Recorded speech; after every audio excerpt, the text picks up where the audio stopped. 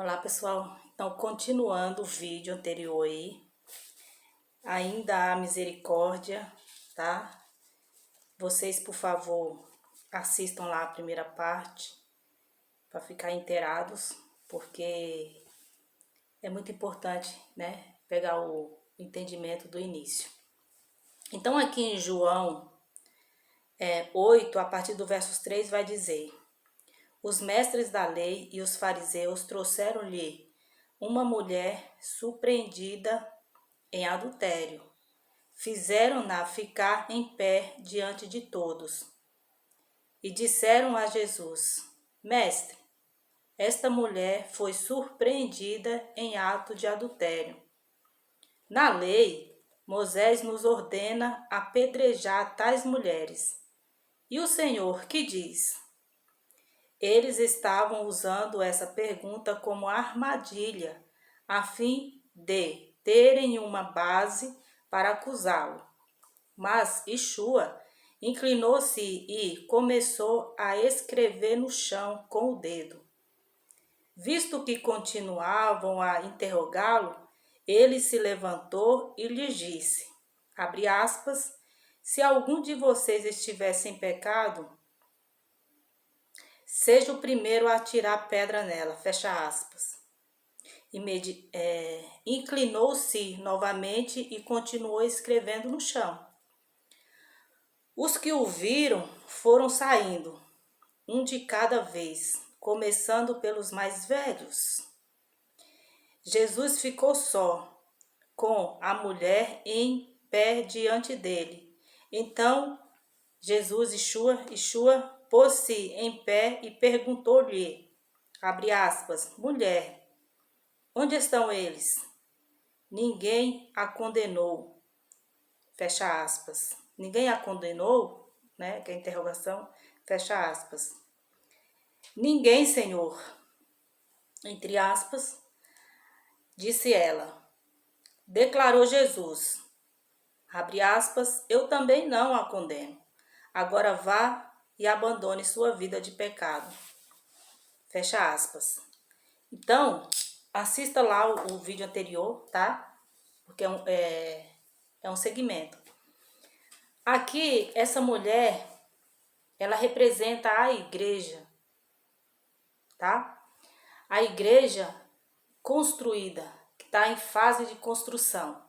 O adultério, ele não é somente físico, no entendimento, embora ali foi uma situação, né?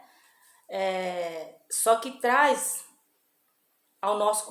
trazida ao nosso conhecimento para que nos edifique e compreenda o sentido espiritual da letra, tá? Essa mulher, ela foi pega no ato de adultério e era costume tradicional desde o tempo de Moisés, o libertador, que foi levantado para instruir o povo até que esse povo tivesse acesso à terra que manasse leite e mel, que também, né, como os vídeos anteriores, sempre trazendo uma continuidade do sentido espiritual de tudo isso. Não somente aqui, né, mas a respeito do adultério, na prática, né, ele é questionado também em Mateus 19. E ali ele coloca que tudo isso foi por causa da dureza do Moisés, né?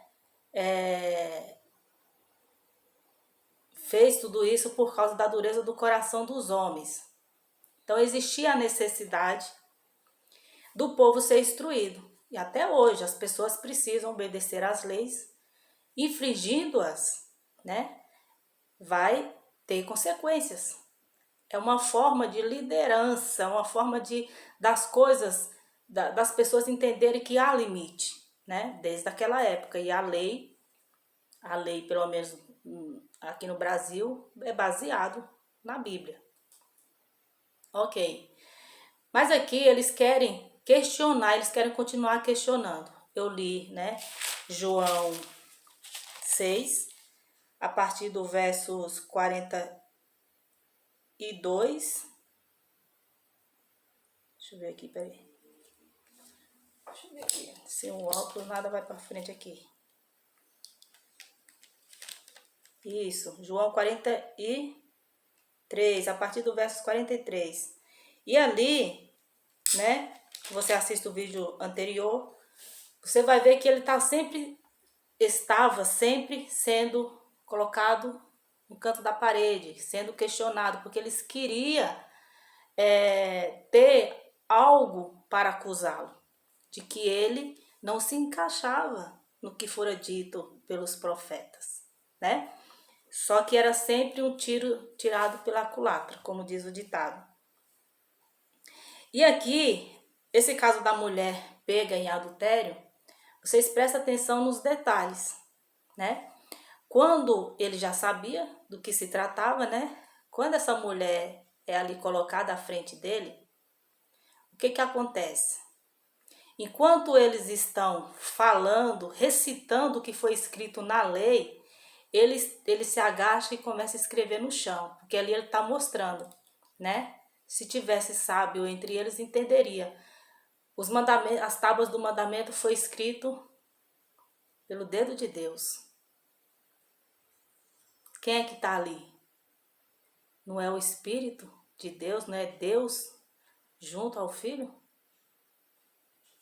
Cumprindo o que fora dito a respeito do Filho a respeito do Filho no sentido, gente, a respeito da salvação, a respeito do libertador, a respeito da única saída, a respeito do caminho, da vida, do acesso à eternidade, desde Moisés.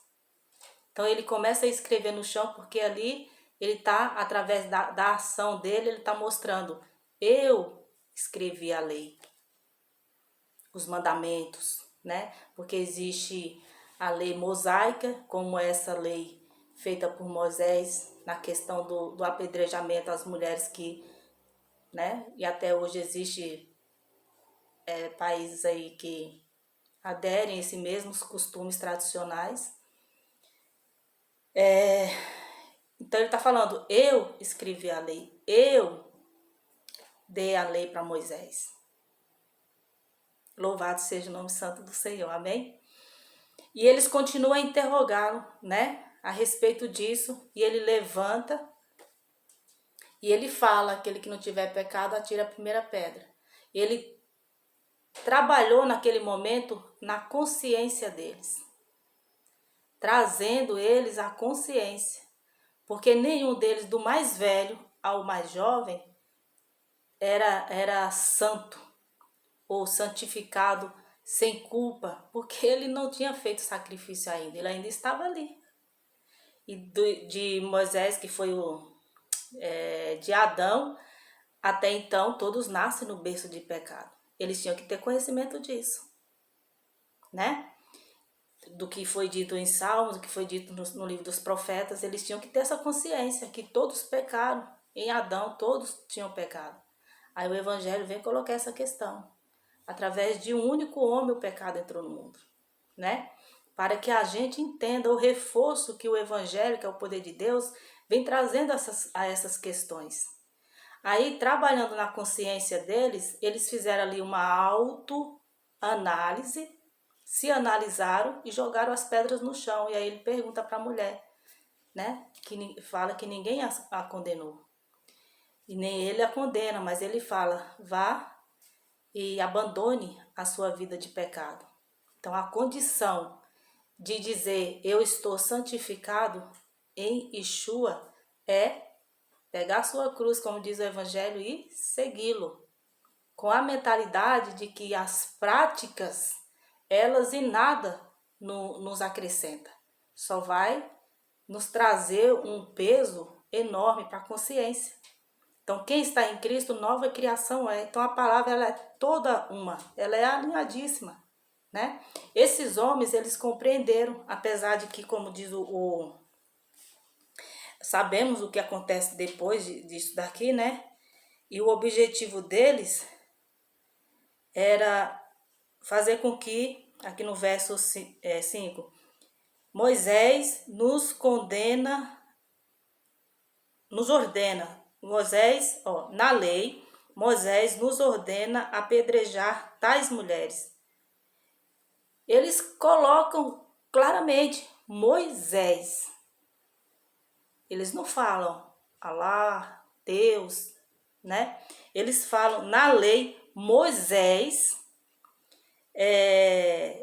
nos ordena apedrejar tais mulheres. E o Senhor, o que diz? Porque eles também tinham aí uma certa questão, né, para esclarecer. Moisés disse, está na lei, Moisés ordena, né? E o Senhor, o que disse? Então, dependendo do que ele colocasse ali, para eles iria, como eu coloquei no primeiro, para eles iria representar o quê? Ele é um de nós, porque ele está seguindo as tradições. Só que Yeshua vem para trazer uma convicção de coisas ainda mais excelentes, como diz o Evangelho. Ele não está dizendo que é certo o adultério, mas ele está colocando que existe um outro caminho para tratar isso. E eles precisavam compreender. Vocês acreditam, né? Que ficou bem explicado isso. Louvado seja o nome santo do Senhor. Compreendendo, inclusive, a mulher, porque ele não absolveu a mulher assim, tá perdoada, filha. Não, ele coloca a questão crucial. Vá e abandone a sua prática, né, de pecado. Abandone. Ou seja, com as minhas palavras, se entende que ele está falando, você é perdoada, mas para andar comigo, precisa abandonar tudo isso daí. Porque o caminho que ele nos ensina é mais excelente, por quê? Porque trabalha a nossa consciência.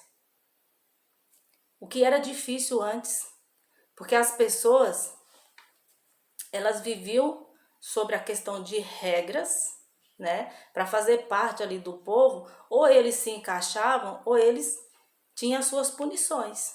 Hoje em dia, as leis, ou você se encaixa nas regras, né, judiciais, ou então você vai ser infrator e vai ter um cumprimento para isso. É o que acontece no mundo. Então, viver com uma consciência de que tudo aquilo que nos condena traz peso, precisamos nos tornar uma nova criação.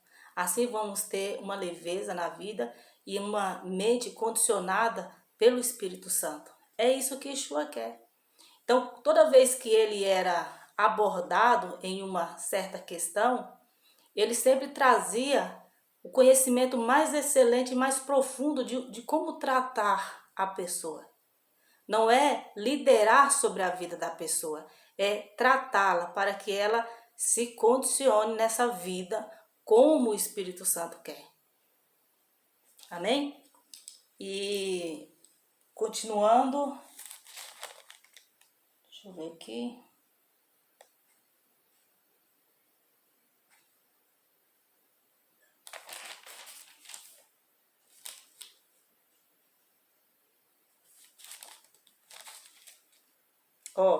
O mesmo verso 6, porque eu li só até o 46, né? Mas até o 45, 46 em diante vai dizer: ninguém viu o Pai, a não ser aquele que vem de Deus. Somente ele viu o Pai.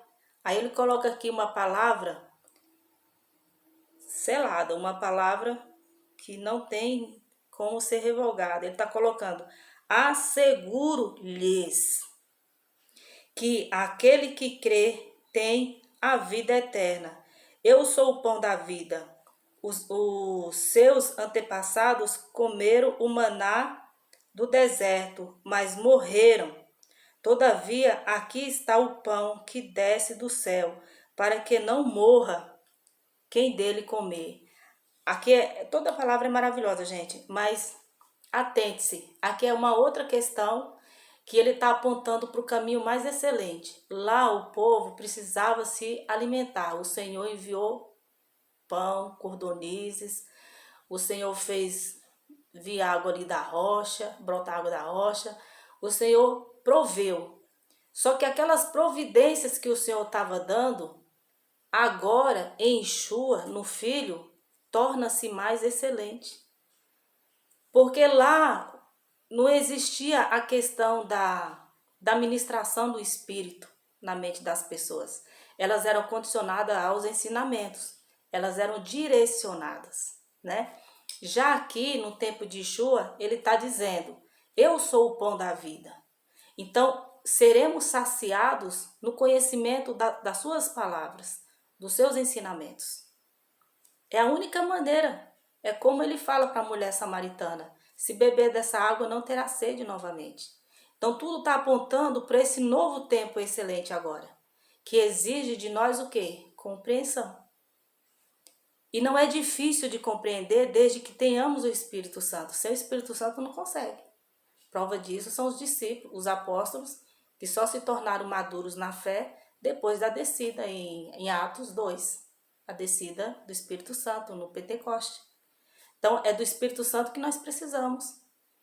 Por que as pessoas se tornam tão relutantes em compreender a vida espiritual? Porque elas não querem se desprender da física, da carnal, dos prazeres momentâneos, das satisfações aleatórias. Por isso, tantas reuniões, tanto desejo de estar agrupado.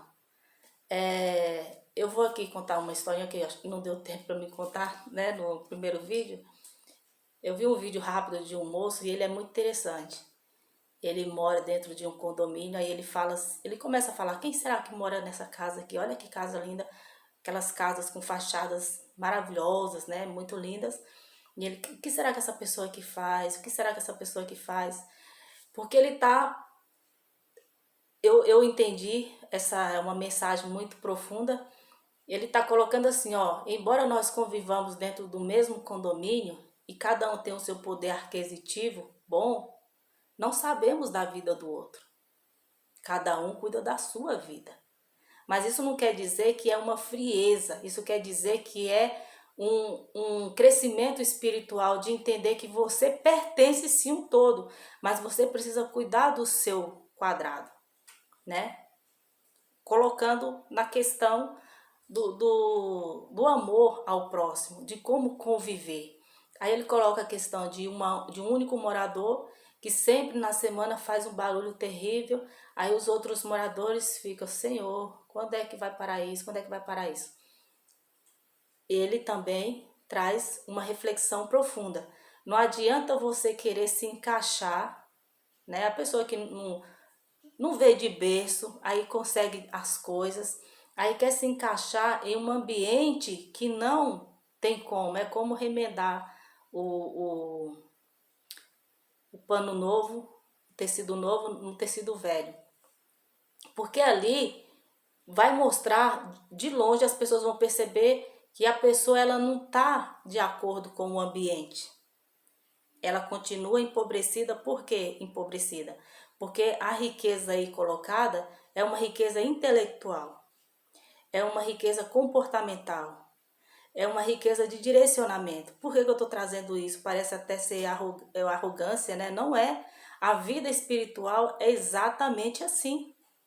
Como é que um filho ou uma serva ou um servo do Senhor já renascido, né, vivendo em Yeshua, com a mentalidade espiritual, vai conviver no mundo se a própria palavra vai dizer não se corromper com o mundo?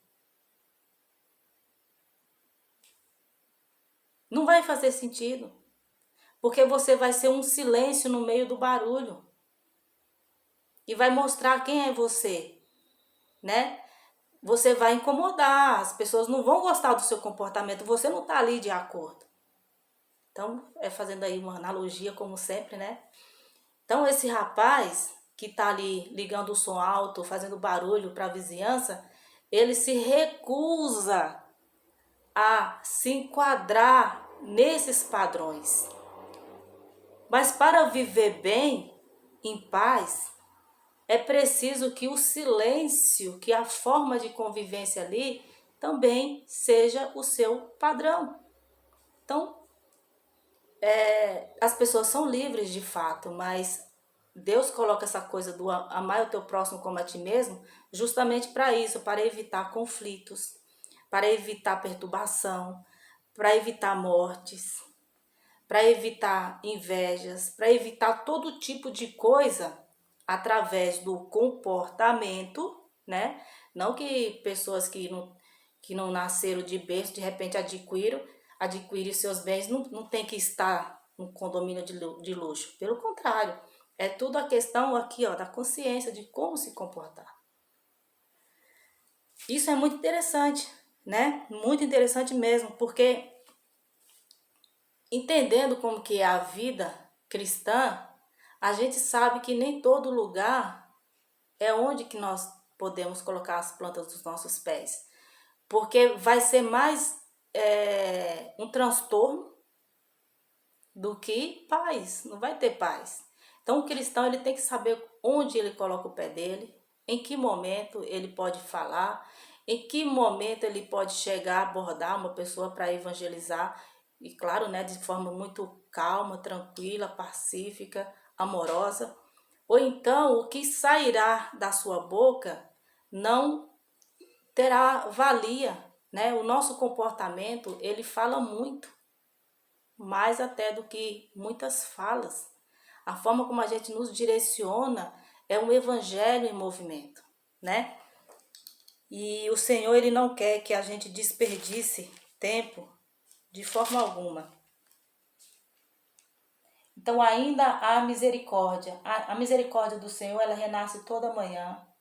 A misericórdia do Senhor grita a toda manhã para que a gente nos atentemos ao Evangelho, porque o martelo está na mão de Deus, né? A hora que ele bater o martelo e dizer chega, ninguém vai poder clamar por mais tempo. Vou aqui para Jeremias. Seria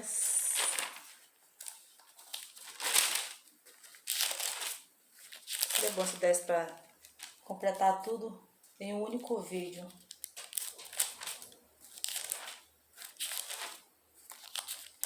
Tem que comprar um celular novo. Aqui, ó, Jeremias 17, versos 12 em diante vai dizer: um trono glorioso, exaltado desde o início. É o lugar de nosso santuário. O Senhor, esperança de Israel, todos os que te abandonarem sofrerão vergonha. Aqueles que se desviarem de ti terão os seus nomes escritos no pó, pois abandonaram o Senhor, a fonte de água viva. Há quem aqui distorce a mensagem levando a quem abandone Israel. Não é nem Israel Jacó e nem Israel Estado. Aqui o Senhor está colocando a questão do abandoná-lo, né? Abandonar os seus princípios, abandonar os seus preceitos, abandonar seus mandamentos, abandonar o evangelho, abandonar o que foi dito pelo livro dos profetas. O destino final é virar pó. E o pó, ele não é... Como é que eu coloco aqui? Para que serve o pó, né? Tenho relatos, é claro, de Jó, por exemplo, que quando recebe ali as notícias, né, de mortes dos seus filhos, dos seus animais, dos seus servos, ele rasga a sua roupa e raspa o cabelo e se leva ao pó, porque é um desespero, é uma dor intensa que a pessoa está dizendo, olha, somos pó, somos apenas pó, poeira. E esses costumes, eu vi até em alguns vídeos de alguns palestinos, eles têm o mesmo, né, costume, porque o povo, né, assim como muitas nações aí, tem ainda os mesmos costumes da lei ou costumes, né, tradicionais que evidencia o povo, né, do Criador. Então, gente, a promessa é que o nosso nome seja escrito no livro da vida. Não que a nossa finalização de história da nossa vida aqui seja apenas se tornar pó. Pó traz a menção de esquecimento. O pó se vai, esqueceu, acabou, não tem mais utilidade. Deus não quer isso para nós. Deus quer que a gente observe o Evangelho para entender que nós estamos no novo tempo. Um tempo que demonstra a misericórdia do Senhor. Ainda há misericórdia do Senhor. Mas a misericórdia do Senhor, existe data para que ela finalize nesse contexto aqui que nós estamos de aguardo, e só Ele sabe. Então, como é que nós podemos reclinar nossa cabeça com falhas, com inconstâncias, com rebeldias, com carnalidade, com tudo aquilo que é contrário à palavra do Senhor, né? Porque o Senhor ministra em todos. O Espírito Santo traz na consciência do que é certo, do que é errado. O Senhor evangeliza através das leis. O Senhor evangeliza através dos seus servos, do testemunho de vida diário. Então, nem sempre explanar aqui, ler a mensagem é a única saída, é apenas mais um reforço, né, de que está escrito. Hoje, conhecimento da palavra do Senhor está aí para todo lado, mas há uma profecia que diz que irão de um canto para outro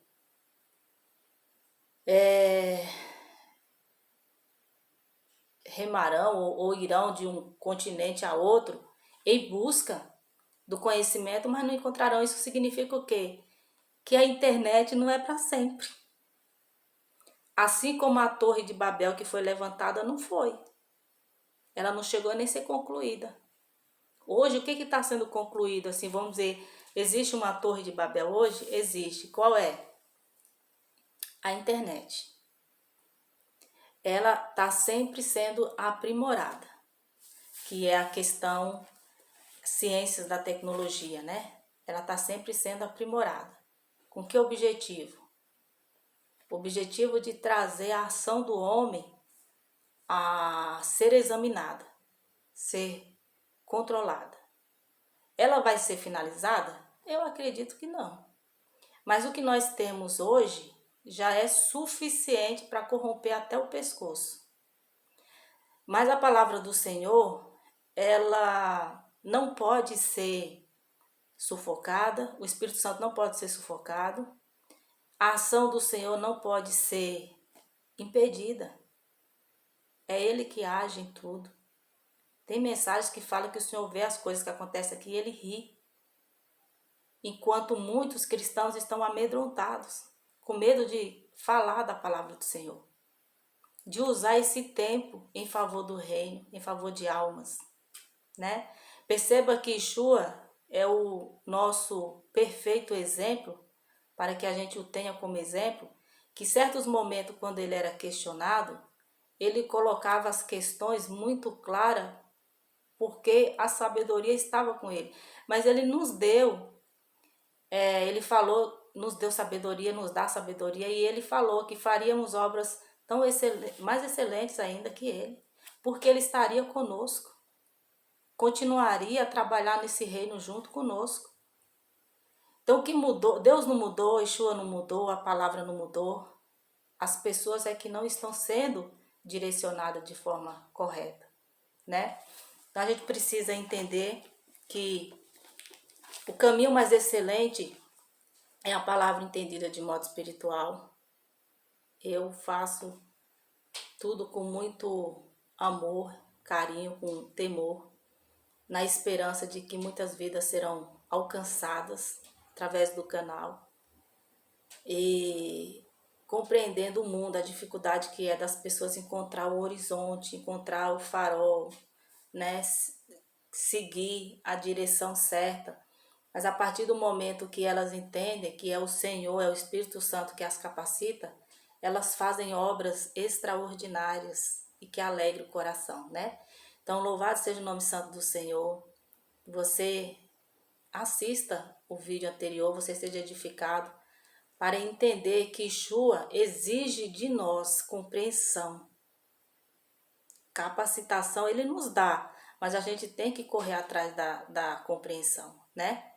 Ele quer que estejamos atentos, zelosos, porque até homens que tinham cargos como fariseu, como sacerdotes, esses homens, eles perderam a oportunidade da vida deles, que foi dar glórias ao Senhor por alcançar o tempo do cumprimento do Messias, o Verbo em carne. O Verbo se fez carne e habitou entre nós. Eles não compreenderam o Verbo, a palavra em carne, a palavra visível, a palavra tocável. Eles não a compreenderam, porque existia um ego muito grande dentro deles. E essas mesmas pessoas continuam trabalhando por conta que não entendem o Evangelho, que é o poder de Deus. Não entenderam a luz, o caminho, a verdade. Mas esperam no Senhor que o Senhor tire as escamas e revele entre eles pessoas que possam ser ministradas pelo Espírito Santo. Porque o Senhor sabe todas as coisas e ninguém é melhor que ninguém para viver toda a sua vida negando no negacionismo ou no trabalho contrário ao reino. E o Senhor sabe, né? O Senhor diz na palavra dele: eu terei misericórdia de quem eu quero ter misericórdia, terei compaixão de quem eu quiser ter compaixão. Então é Deus que conhece, né? Quanto a nós, que sejamos gratos todo o tempo, porque o que não falta são razões para isso. Acordou, levantou, viveu, respirou, sentiu, andou, se alimentou, se alegrou, dai graças ao Senhor, porque Ele se faz presente, né? O tempo todo. Que o Senhor continue cuidando e zelando dos seus, libertando e trazendo à luz o conhecimento da verdade. Amém? Fiquem todos na paz. Até a próxima.